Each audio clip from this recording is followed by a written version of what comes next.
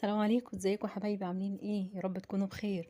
النهارده ان شاء الله هنعمل مع بعض اللذيذه او الجوزيه بطريقه سهله جدا جدا، هتدينا نتيجه تحفه. هنعمل 24 قطعه من ربع كيلو بس جوز هند. شايفين شكلها من قريب تحفه ازاي؟ مع انها لسه ما اتمسكتش قوي لان انا ملحقتش ادخلها التلاجة، يا دوب بس سبتها ربع ساعه. هي كانت عايزه تقعد اكتر من كده، لكنها طلعت ناجحه جدا وطعمها تحفه. ممكن كمان تغلفيها كده في ورق سلوفان، كل قطعه كده تغلفيها بسلوفانه هتطلع شكلها شيك جدا وكانها جاهزه. يلا بينا نسمي الله ونشوف عملناها ازاي. بس حابه قبل ما ابدا اقول لك، لو اول مره تشوفي القناه يا ريت تشتركي فيها ولايك وشير اذا عجبك الفيديو. هنحتاج للذيذه بتاعتنا كوبايه وربع من السكر، هنحطهم في حلة وعليهم كوباية إلا ربع من المية. هنزود عليهم معلقة كبيرة من عسل الجلوكوز، والبديل بتاعه عسل النحل. يعني لو مش موجود عسل الجلوكوز هو مهم جدا طبعا للوصفة بتاعتنا، لكن لو مش موجود ممكن تستبدليه بعسل نحل. هنزود عليهم باكو فانيليا وعصرة نص ليمونة. هناخد بقى الحلة وهنحطها كده، هنرفعها على النار. نار متوسطة في الأول، مش هنقلب لحد ما تبتدي تاخد غلوة. هنبتدي بقى نقلبها كده، نساعد بالسباتشولا أو بالمعلقة، وهنختبر العسل. هي تقريبا هتحتاج لها كده من 9 ل10 دقايق تغلي على نار وسط، وكل شوية يعني بعد أول 5 6 دقايق هنبتدي نشوفها بالمعلقة. احنا محتاجين القوام بتاعها يكون يعني خفيف، وفي نفس الوقت مش مية كده خالص، مش بتنزل المعلقة لما أجي أخد العسل وأنزله ما يبقاش مية خالص، لا يبقى كده ايه، عامل زي الخيط. شايفين القوام ده هو اللي أنا محتاجاه، يعني يبقى لازق كده لزوجة بسيطة.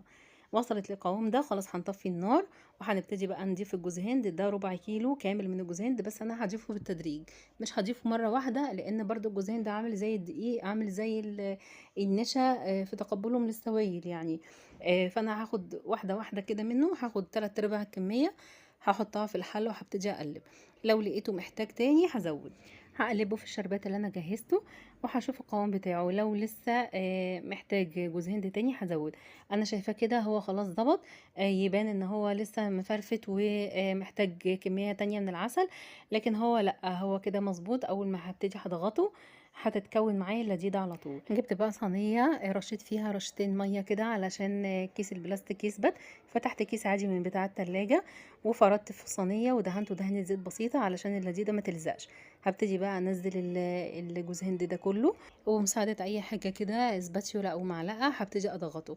انا ابتديت في الاول بالسباتيولا ان انا اوزعه وهضمه زي ما انتم شايفين كده. هو اخد تقريبا نص صينيه، وبعد كده هتني بقيه الكيس علشان اضغطه كويس. وطبعا الكيسه دي كلها انا دهنها زيت فهي مش هتلزق.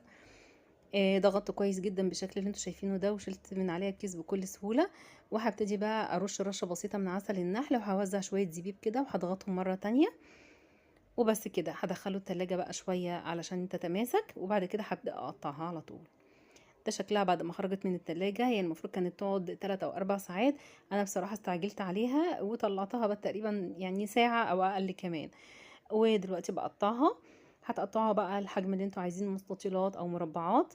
برضو السكينة اللي هتقطعوا بيها ادهنوها كده بسيط من الزيت علشان ما تلزقش. انا قطعتها مستطيلات صغيرة كده، طلعت 24 قطعة بالظبط. 24 قطعة من اللذيذة، تحفة جدا وناجحة جدا، وطعمها مش عايزة اقول لكم هي قد ايه ناجحة. شايفين شكل القطعة عاملة ازاي؟ فيها مطة كده بسيطة متماسكة، وهي طبعا لو قعدت هتتماسك اكتر من كده بكتير. يا رب الوصفة تكون عجبتكم. كل سنة وانتم طيبين، جربوها. مستنية رأيكم في التعليقات. اشوفكم ان شاء الله على خير في وصفات احلى. شكرا ليكم، سلام عليكم.